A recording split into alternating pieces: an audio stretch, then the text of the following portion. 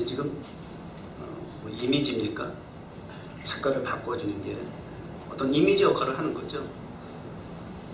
요즘 시대를 이미지 시대라고 표현하더만요. 이미지 시대다. 그 이미지에 그를 가장 부각을 시켜서 성공하는 그 수단이 있다면 그게 아마 CF, 광고일 거예요. 그래서 어떤 제품이든지 상품이든지 심지어는 사람도 마찬가지죠. 그 제품의 상품이 의도하는 가치와 목적을 어떻게 이미지화 시켜서 최대한의 효과를 끌어내서 심지어는 과장되게라도 포장해서라도 사람들로 하여금 그 이미지가 최고다. 정말 멋있다. 정말 아름답다. 그렇게 여겨질 수 있도록 사람의 마음을 그렇게 빼앗을 수 있도록 영향을 미치는 것이 그것이 광고의 효과고 그런 광고를 어떻게 이미지화 시키느냐라고 하는 것은 바로 테크닉이라고 말해요. 그래서 광고 분야, 이미지의 그 어떤 기술을 갖고 있는 사람들이 요즘 많이 떠요. 그래서 좋은 그 직업 중에 하나다. 이렇게도 평가하는 걸 보았습니다. 사람들도 특별히 그 정치인들 같은 경우에 선거철만 되면 안 하던 짓을 좀 하잖아요. 애기들 안고 뭐 사진을 찍는다든지, 뭐 시장 바닥을 누빈다든지, 가난한 이웃들을 찾아간다든지, 병든 이웃들을 찾아간다든지. 그래가 자기는 서민이다. 심지어는 보통 사람이라고 하는 이미지를 부각시키기 위해서 사람들도 그렇게 하고요. 직업에 따라서 그런 이미지가 또 드러나죠. 목사, 성직자. 그래서 뭐 한때는 성경 찬송가에 딱 걸고 검은 양복 입고 뭐 그런 거 있잖아요. 한국 같은 경우에는 뭐 미국에서는 볼처럼 볼 수 없는 환경이 합니다만 한국 같은 경우에는 동네마다 아주머니들이 한 대여섯 명 따라가고 그 앞에 성경 찬송가든 이렇게 아니면 또 가방 하나 든 점잖은 양복 입고 검정 양복 입은 신사가 앞에 가끔 목사님이에요. 그리고 신방대원이죠. 거의 이렇게 어떤 이미지화되어 있죠. 그래서 목사님들도 그 이미지화의 그 정형화된 이미지화에서 자유롭지 못해. 이게 굉장히 또 이게 불편한 거야. 좀 미국은 자유롭다고 하지만 아직까지 한국의 전통적인 사고와 의식 속에 그 목사 하면 이렇게 정형화된 어떤 그 모습 그걸 유지해 주시면 안 된다는 거죠. 물론 나타나는 어떤 의복을 통해서도 그렇게 이미지화가 되어지기도 합니다만 또 이 언어 말하는 것들 통해서도 그렇고 자꾸 이렇게 목사들에서 막 이렇게 편하게 얘기하다가도 어디서 전화 오지 여보세요 이러더라니까. 목사들끼리 같이 차 마시고 편하게 얘기하다가도 어디서 전화가 딱 오면 갑자기 목소리를 깔아. 여보세요. 난 그건 너무 이상한 거 있죠. 근데 어느 정도 그런 어떤 이미지가 우리 한국적 그런 어떤 기독교인들의 그 정서에 좀 무시 못할 부분이긴 하다. 이렇게 생각이 되죠. 근데 이제 이걸 좋다 나쁘다를 얘기하는 것이 아니고 위험성. 항상 제가 강조하는 것은 좋은 것도 괜찮은 것도 어떻게 사용되어지느냐, 어떤 의도를 갖고 목적을 가지고 이용이 되어지느냐에 따라서 그게 좋을 수도 있지만 상당히 나쁠 수도 있다. 나쁜 영향을 끼칠 수 있다.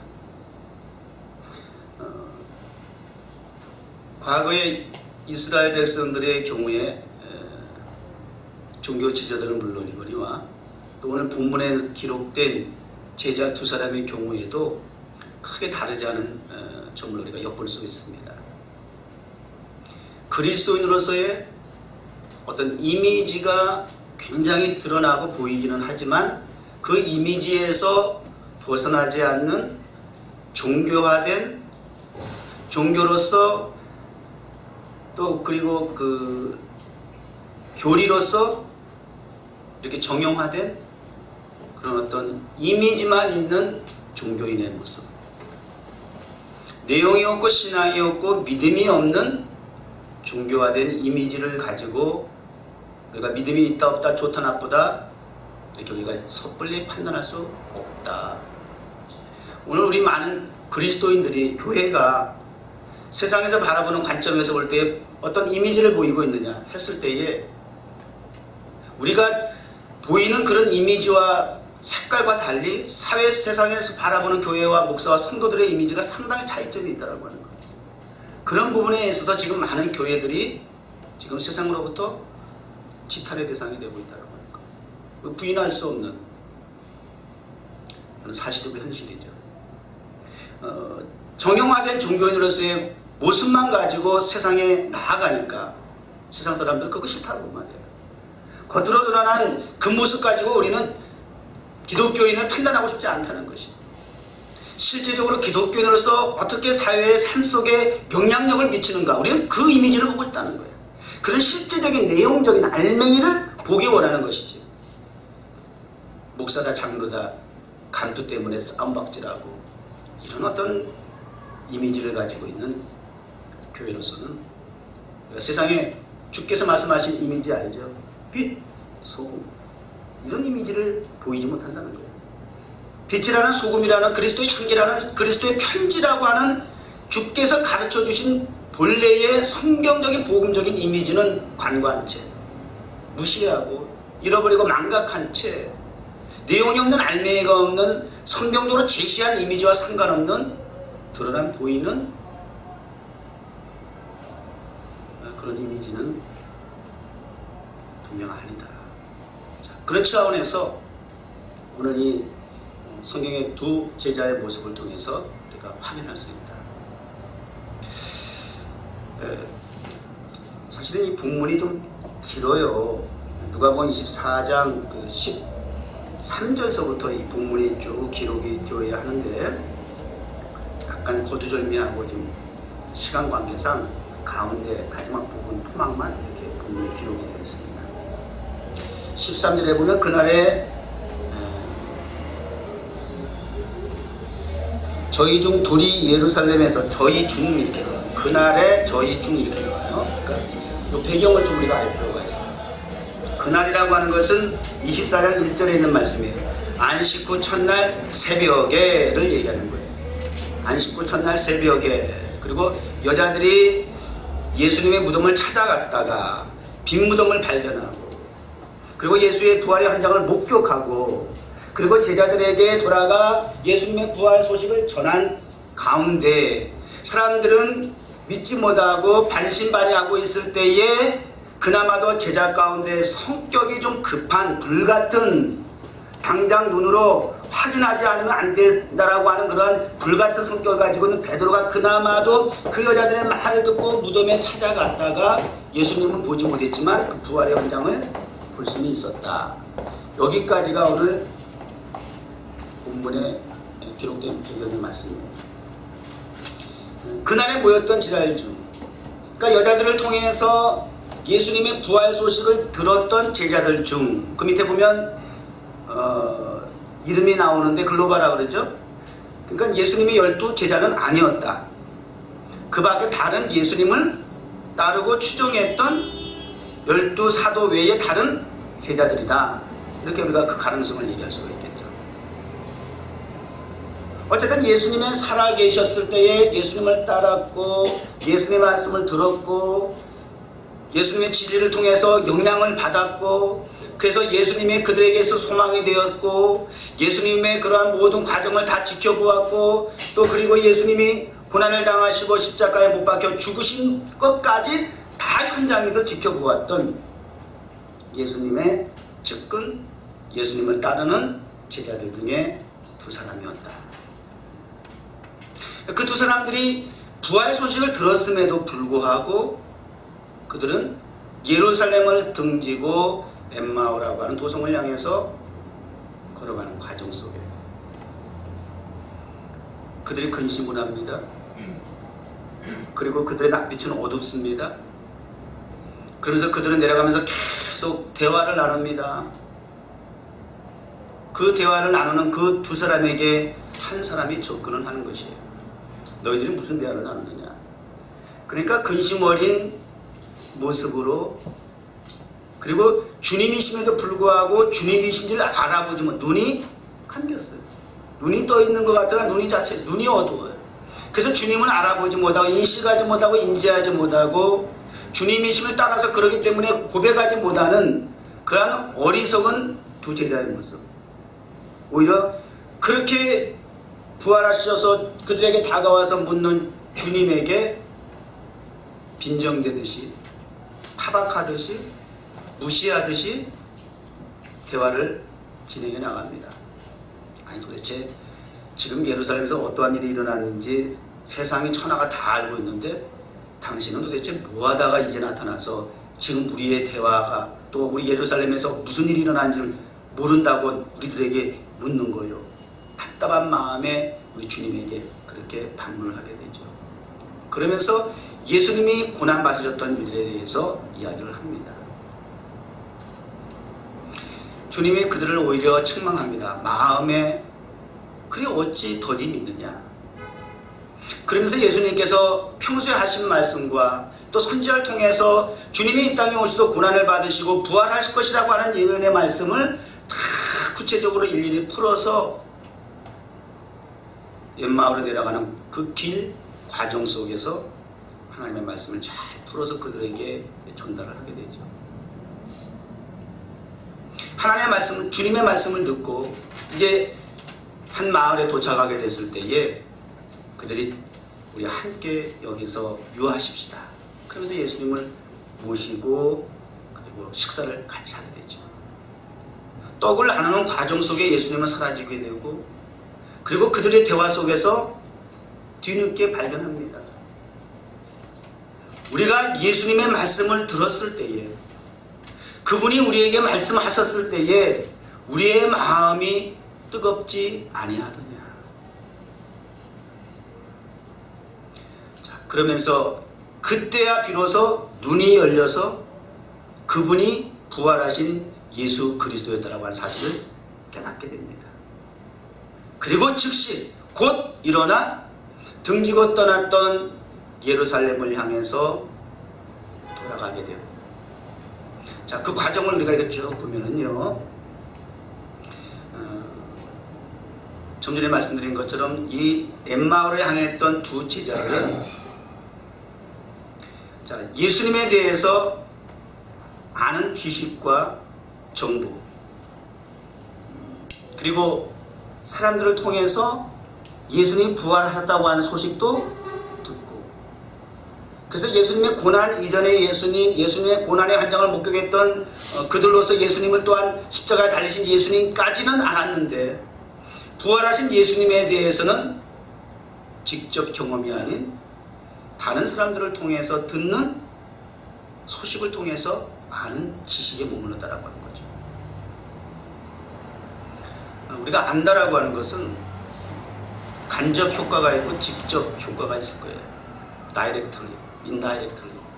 직접적으로 아는 것은 내가 그 상황에 또 그 사람을 만나고 보고 듣고 겪었던 일들, 느꼈던 그것들, 그런 것들이 배경이 되고 바탕이 되어야 되겠죠. 이것이 직접적인 경험이라는 것이고 간접적인 경험은 뭐예요?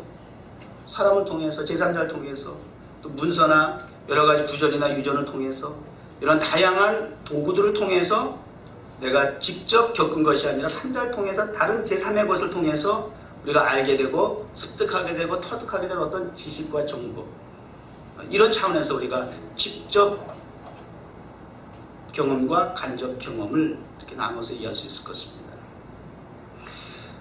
자, 우리 신앙생활을 한번 돌이켜보자고요. 2013년 부활주의를 맞이해서 저와 여러분의 신앙생활은 간접 경험을 통해서 엠마오를 향해 내려갔던 그 두 제자와 같이 예수님을 단지 아는 지식 정도로 목사가 주일마다 설교하고 소개하는 예수님 늘 습관적으로 듣고 그러다 보니까 지식이 되고 정보가 돼서 내가 예수님이 어떤 분인지 알기는 아는데 그 예수님을 인격적으로 내가 만난 일이 없다라고 하는 거예요. 그래서 아직까지도 내가 아는 예수에 대한 지식보다는 실제적인 어떤 그분을 통한 내 마음속에 내 삶 속에 타치되는 부분이 없다 보니까 이미시 신앙이라고 하는 것은 명분만 크리스찬이라고 하는 것은 모양은 있으나 경건의 모양은 있으나 능력이 없는 결과가 나타나는 거예요. 그 주님께서 굉장히 경계하시고 책망하셨던 거거든요. 당시 이스라엘 백성들의 영적인 지도자들의 모습을 보게 되니까 경건의 모양은 이미지적인 측면에서는 이건 뭐 아주 상당한 수준이란 말이에요. 교회 안에 그 분위기, 이미지 그런 거 굉장히 조성하는 것도 뭐 필요해요. 우리가 기도하고 예배 드리는데 막 이렇게 공사장이나 막 이런 뭐 교통 번잡하고 불편한 그런 데서 우리가 예배를 드린다, 뭐 기도를 한다 이런 게 굉장히 쉽지는 않죠. 그래도 어딘가 딱 들어갔을 때에 우리 뉴욕 정원교회는 오고 가는 많은 방문자들이 하는 얘기가 여기는 평소에는 이렇게 카페로 오픈도 하고 합니다만은 왠지 이렇게 들어오면 정말 기도가 좀 잘 되고 마음이 굉장히 따뜻하다. 왠지 모르게 어떤 분은 막 여기 들어오는데 그렇게 눈물이 나더라. 이런 고백도 하시고 가시는 방문자들도 제법 계셨어요. 굉장히 좋죠. 우리 정원교회가 뭐 이렇게 다른 여기 주변에 미국 교회들 보면은 뭐 그 안에 들어가면 장식이랑 정말 들어가면 막 이렇게 우리를 막 압도할 만한 어떤 그 소위 말하는 그 거룩성 그런 분위기는 막 압도할 정도로 미국 교회들마다 다 가보세요. 다 100년 전에 졌는데 얼마나 웅장하고 막 그냥 그 안에 분위기가 우리 교회는 그런 건 없지만 또 오늘 새벽에 말씀한 것처럼 초대교회 성도들은 예배 장소가 카타콤이었다니까. 지하 공동묘지였단 말이에요. 그렇게 환경과 조건은 거룩과는 상관이 없는 것 같은데 거기에 모인 무리들이 어떻게 어떤 자세를 중심으로 하나님 앞에 예배하고 또 평소에 어떻게 기도하고 예배를 드리고 찬양하느냐가 그 분위기를 살아가는 거죠. 분위기라고 하는 것은 드러난 어떤 조각된 모습을 통해 인위적인 그러한 작품이 된 어떠한 성전의 모습이 아니라 보이지 않게 날마다 기도의 향이 올라가는 거예요. 성막에 기도의 향이 있었던 거죠. 항상 판단을 통해서 향기가 올라갔던 거죠. 항상 기도의 향이 가득하고 떡상에 항상 떡이 있었던 것처럼 하나님의 말씀이 항상 이 성소에 가득하고 말씀이 풍성하고 기도의 향기가 시대도 없이 그저 올라가고 말이죠. 찬양이 천사도 훌륭할 만한 찬양의 경배가 이 성전 가득히 울려 퍼지게 되면 그것이 신령한 분위기가 되어서 하나님께서 기뻐하시는 예배당이 되고 교회가 되고 또 저와 여러분의 모습이 그런 이미지를 가지고 있어야 한다고 하는 거죠. 그러나 그런 외형적인 이미지에 우리가 너무 치우치다 보니까 오늘날 우리 과거에 그 캐톨릭에서 우리 종교개혁이 일어나고 이런 과정이 있었습니다만 캐톨릭이 지금도 뭐 성전, 성당 이런 데 가보시면 뭐 굉장히 그 안에 조각이라든지 그 작품화된 그 베드로 성당 가보셨어요? 베드로 성당 가보세요. 교황이 이제 바뀌었는데 그 가보신 분 한번 손 들어보세요. 베드로 가보신 분이 계시네. 나보다 낫네. 굉장하죠?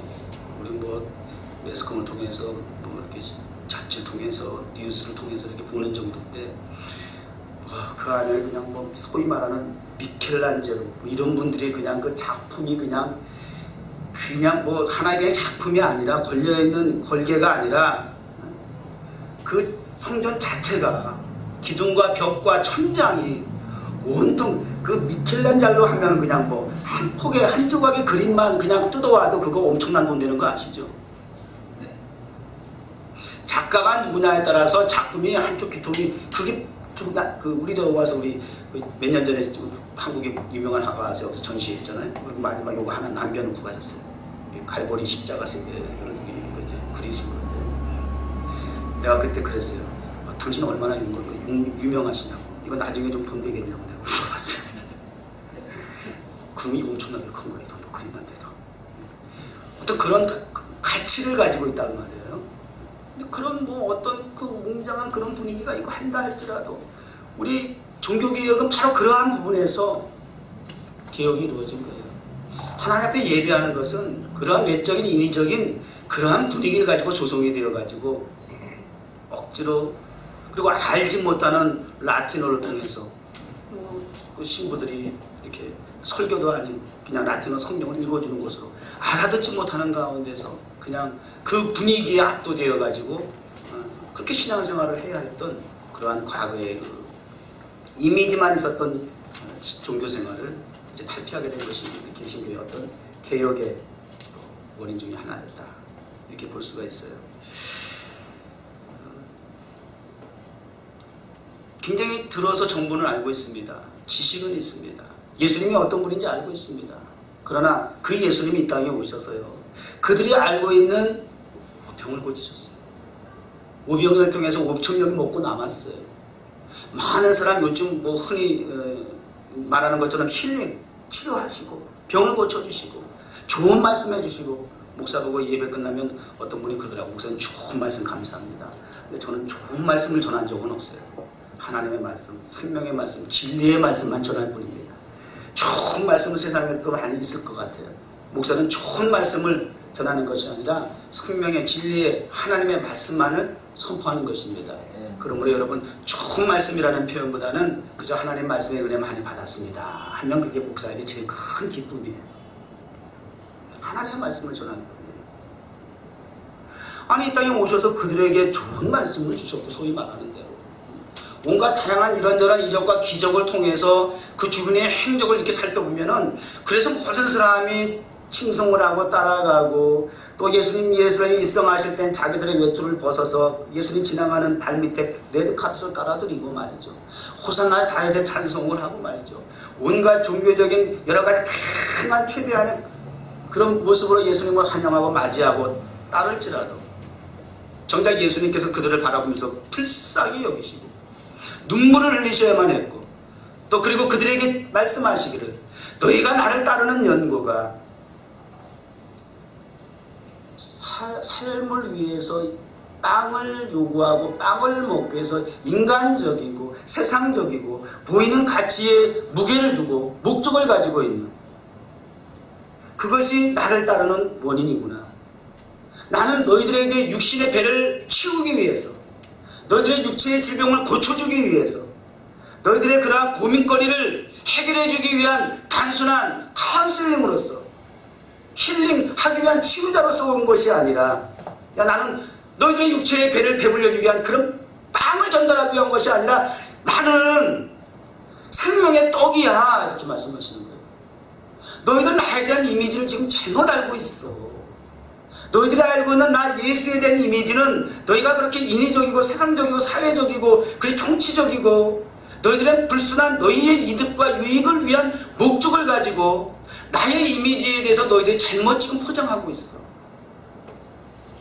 굉장히 그러한 부분에 대해서 우리 주님은 당신의 이미지를 훼손하고 있는 그들의 모습이 너무 안타깝고, 그래서 그들을 향해서, 그러고 나서 결국은 자기를 십자가에 못 박게 하고 심판을 받아 멸망하게 될 그 이스라엘을 향해서, 예루살렘을 향해서 주님은 눈물을 흘리시게 되었다는 거예요.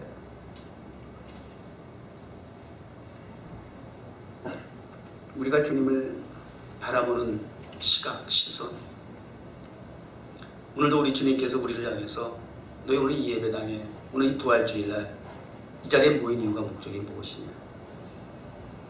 엠마오의 두 제자들과 같이 근심과 걱정을 가지고 있을 수밖에 없는 이유가 뭐예요? 그러한 주님에 대한 잘못된 정치적인 이해관계 속에서 자기가 갖고 있는 그 이미지가 깨졌단 말이에요. 아니, 십자가에서 어떻게 이렇게 무기력하게 죽으실 수가 있어? 아니, 그 능력이 많으신 주님께서 이스라엘을 해방해 주셔야 하는데, 아니 어떻게 그 믿었던 우리 이스라엘 백성의 제자들의 정말 유일한 소망이었고 민족을 해방하고 회복할 수 있는 대안이라 여겼던 인간적 정치적 메시아로서의 이미지를 갖고 있었던 예수님이 어떻게 그렇게 무참하게 처참하게 무기력하게 그렇게 죽으실 수가 있어? 여기에서 예수 그리스도에 대한 잘못된 이미지가 그들로 하여금 예수님을 너무나 가까이에서 보고 듣고 겪고 해서 알고 있었지만, 그러나 고난, 죽음까지 알고 있었던 그들에게는 아무런 능력의 영향력을 행사할 수 없게 되었다는 거예요. 오늘날 많은 사람들이 자기가 우상이 되기를 원합니다. 자기가 우상이랍니다. 본인의 의사이든 타인의 의사이든 그래서 자꾸 종교는 만들어집니다. 우상은 세워집니다. 그러나 어떤 분이 이렇게 말하더라고요.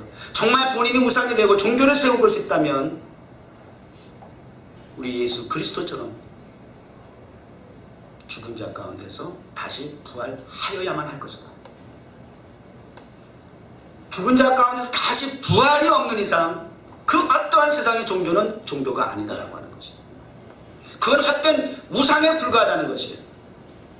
사람의 자기의 이익과 자기의 불순한 목적을 위해서 인위적으로 불순한 동기를 가지고 만들고 세운 조잡한 그런 우상에 불과하다는 거죠. 그것은 다 박살을 내야 된다는 거예요. 정말 종교가 될 수 있다면 종교 아니다는 건요. 죽은 자 가운데서 다시 부활이 이루어질 때에 비로소 종교가 될 수 있어요. 기독교만이 가능합니다. 예수 그리스도만이 이 땅에 온 인류를 구원할 구세주인 것입니다. 메시아이신 것입니다. 근데 이 문제는 교회 밖에 세상 사람들이 교회를 바라보고 예수 그리스도를 바라보는 이미지에 대해서는 오해가 있을 수 있고 왜곡이 있을 수 있고 또 의도적으로 사탄의 영향 아래에 있기 때문에 어떻게 하든지 자꾸 깎아내리려고 하죠. 평가절하하려고 합니다. 절대 부각시키지 않으려고 온갖 수단과 방법을 다 동원을 합니다. 설득을 합니다. 이해를 구합니다. 과학적으로 다양한 방법을 통해서 루트를 통해서 끊임없이 사탄들은 집요하니만큼 사람들을 미혹하고 유혹하고 하는 다양한 방법을 통해서 예수는 그리스도가 아니라고 합니다. 예수는 부활하지 않았다고 말합니다. 예수는 메시아가 아니라고 말합니다. 그런데 우리 교회 안에 말씀을 전하는 목사도 말씀을 듣는 성도들도 지금 엠마오에 안 나가는 두 제자와 같이 항상 이 간접 경험만 있다 보니까 이런 어떤 종교적인 이미지만 가지고 있는 우리들의 모습은 아닌가. 이런 것들이 결국은 고스란히 내가 아무리 아니라고 그리고 속이려고 하고 감추려고 해도 결국은 세상 사람들이 우리 교회를 향해서 돌을 던질 수밖에 없는 이유 중에 하나가 물론 세상은 교회를 향해서 사탄들의 어떤 영향 아래에서 반대를 위한 반대, 핍박을 위한 핍박을 할 수도 있겠지만 그러나 어떤 정당한 당위성 속에서 우리 교회가 교회로서 하나님의 그 예수 그리스도의 산 소망이신 복음의 본질대로 부활은 복음의 핵심이고 본질이고 주제입니다. 부활이라고 하는 부활하신 예수님을 만나지 못하고 부활하신 예수님을 통해서 능력이 나타나지 못하는 명목상 무늬만 그리스도인이고 교회인 우리들을 향해서 치탄되어졌다라고 하는 것은 우리 분명 잘못되어 있기 때문이라고 하는 사실이죠.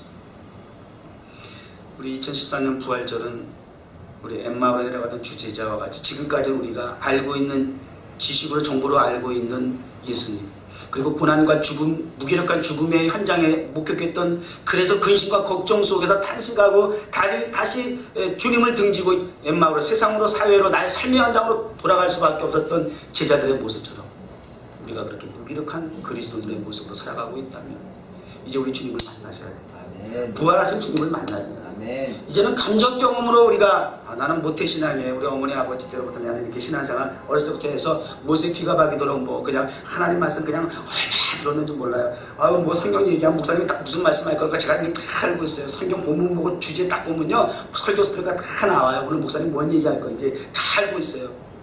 그렇게 어려서부터 모태신앙이라고 하면서 성장해온 저 같은 케이스도 그렇게 알고만 있던 주님을 인격적으로 그리고 엠마오로 내려가던 도상 가운데 주님이 등장하셔서 말씀하시며 그들의 영혼을 타치해 주셔서 그들의 마음이 뜨거워져서 변화가 되고 즉시 돌이켜서 내려가던 세상길을 접고 뒤로하고 다시 성전, 교회, 예루살렘 자기의 장자의 명분의 자리로 돌아갔던 두 제자처럼 부활하신 주님을 인격적으로 만나게 되면 직접적으로 경험하고 체험하게 되면 신앙생활이 많이 달라지는 거예요. 저도 어렸을 적에는 뭐 그냥 장래에 뭐가 될래 뭐 이렇게 앙케이트 뭐 조사를 하면은 그냥 아버님이 목사니까 그냥 막연하게 잘 아버님 목사는 또 그렇게 생각한 것도 기특한 거야 사실은. 여러분들은 그렇게 생각 안 하잖아. 아버님이 그 하시던 직업이 있으면 자기도 그 거기서 어떤 그 델리 가게 하시는 집사님이 그러더라고. 자기 아들에게 좀 어떤 목사님이 너는 앞으로 커서 뭐 될래? 그랬더니 그 아들이 델리 가게 할 거라고 그러다가 아버지한테 되게 맞았대요. 돈 그거밖에 안 되고 공부만 해서 넌 부사 되고 변호사 돼야지 막 그러고 혼났다고 그런 얘기 하더라고요. 근데 사실은 그 기특한 거잖아요. 내가 가장 존경하고 사랑하는 아버지가 하는 일을 자기도 하고 싶다라고 하는 그 마음, 자식으로서 굉장히 기특하잖아요. 아직 철이 없어서 물론 그럴 수도 있겠지만. 그래서 저는 목사라고 그랬어요. 저도 당연히. 그냥 목사. 또 그렇게 목사라고 했지만 사실은 내가 아직까지 인격적으로 부활하신 예수를 만나기 이전에 내가 그렇게 그냥 자식된 도리로서 아버지의 그 직업을 내가 따라가야 된다라고 하는 그런 생각이 있는 것도 기특한 일이기도 하지만, 그러나 그것이 내가 어떤 사명감을 가지고 홀림을 가지고 어린 나이에 한 것은 결코 아니었다 그 말이에요. 그러다가 시간이 지나고 중고등학교 되고 초등학교 때 그렇게 했다가 중고등학교 돼서 실제적으로 신앙생활 하면서 하나님을 부활하신 주님을 본격적으로 만난 거예요.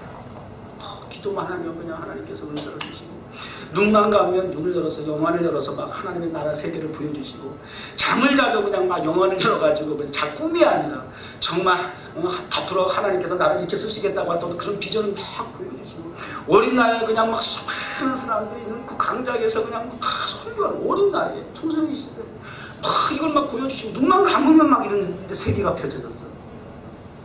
그렇게 인격적으로 부활하신 주님을 만나고 나니까 사실은 저도 늘 얘기했잖아요. 저라고 왜 꿈이 없겠어요?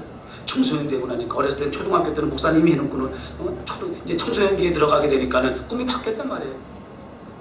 뭐가 되고 싶냐 그러면 남한테 얘기를 안 했잖아. 속으로는 연예인 되고 싶다고 했단 말이에요. 가수가 탤런트를 하든지 코미디언, 그 코미디언이 그렇게 하고 싶었어요.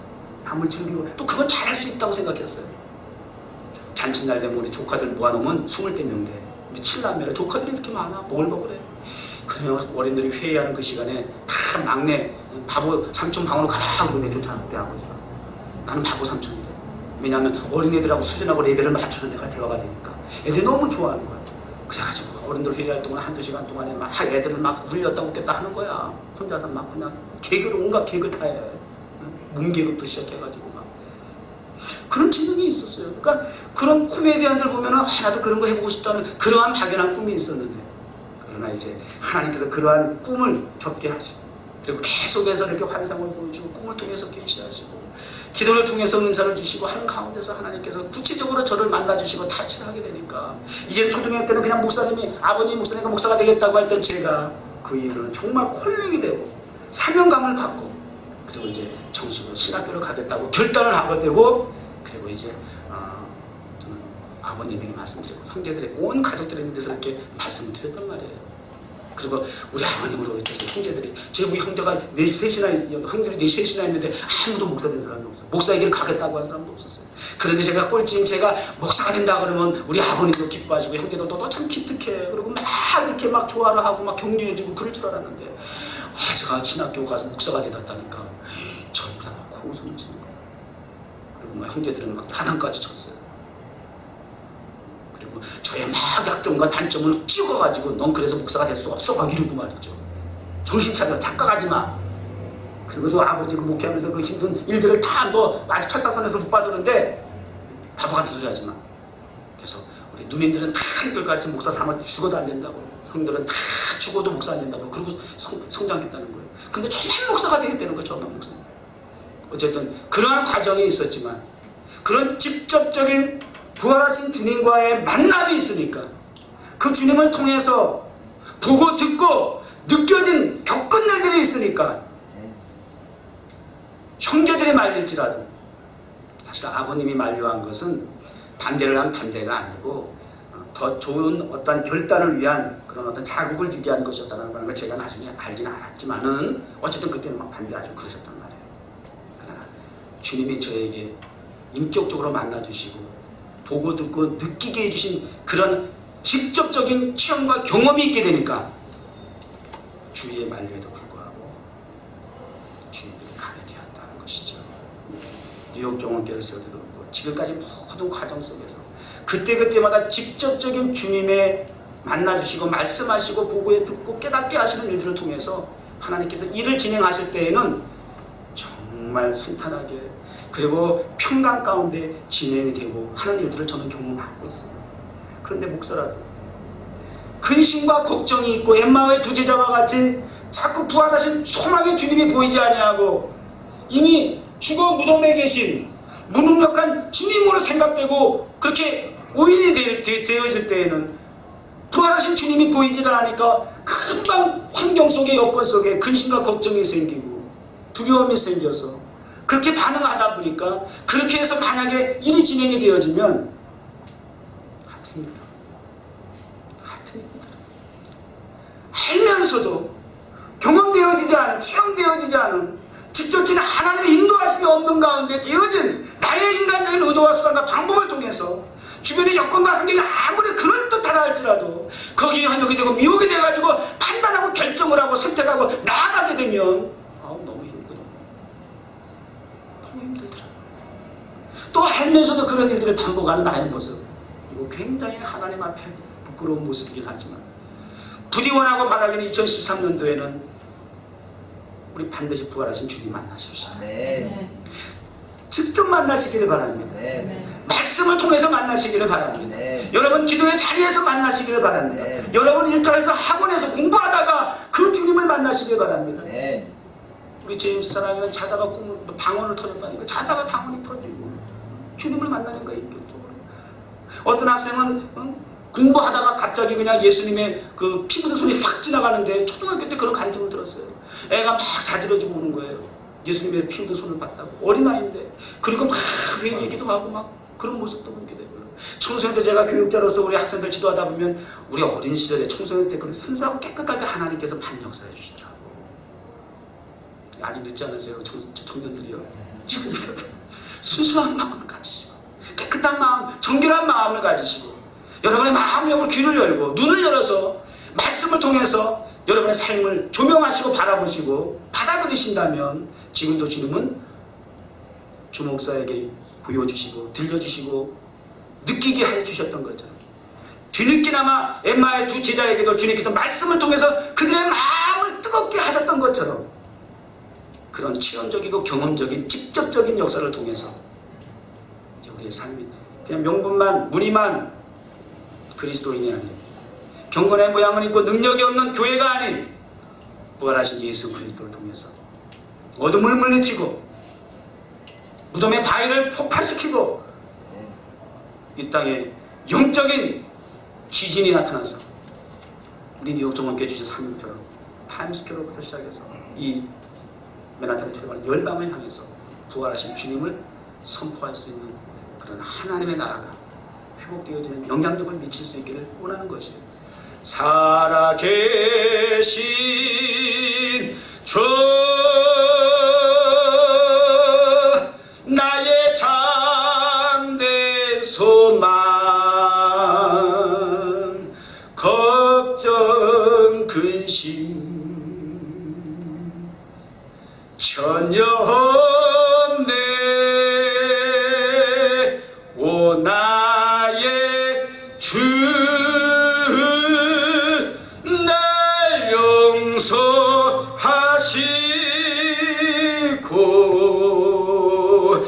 영원한 생명길로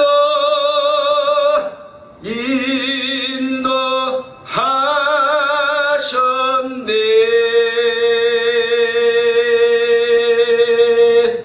부활하신 주님을 통해서 우리의 소망이 되고 우리 앞으로 우리의 삶을 인도하시기를 주의 이름으로 축원합니다. 아멘. 하나님 아버지 감사합니다. 오늘날 우리가 엠마오로 내려갔던 두 제자와 같이 이미지만 모양만 그리스도인은 아니었는지 한번 돌아보게 하시고 그들이 간접적으로 알고 있었던 예수 그리스도, 그러나 부활하신 예수께서 직접 그들에게 나타나시고 말씀해 주심으로써 마음이 뜨거워지고 변화를 일으켜 비로소 눈이 떠져서 즉시로 자기의 삶의 현장에서 떠나 예루살렘 성도들 있는 성전을 향해 나아갔던 것처럼 오늘 우리의 신앙생활의 모습이 이제는 무늬만 명분만 그리스도인이 되지 아니하고 부활하신 예수 그리스도를 인격적으로 만나 그분을 통해서 보고 듣고 알고 느끼고 겪었던 일들에 대해서 이후로 믿음이 없는 자, 믿음이 약한 자, 세상 사람들을 향하여 오늘 성찬을 통해서 떡을 떼게 하신 목적이 주님을 기념하게 하는 것이, 주님 오실 날까지 세상에 증거하라고 하신 말씀처럼 우리의 목적이 되고 우리의 목표가 되고 꿈이 되고 비전이 되게 하여 주시옵소서. 예수님의 이름으로 기도드립니다.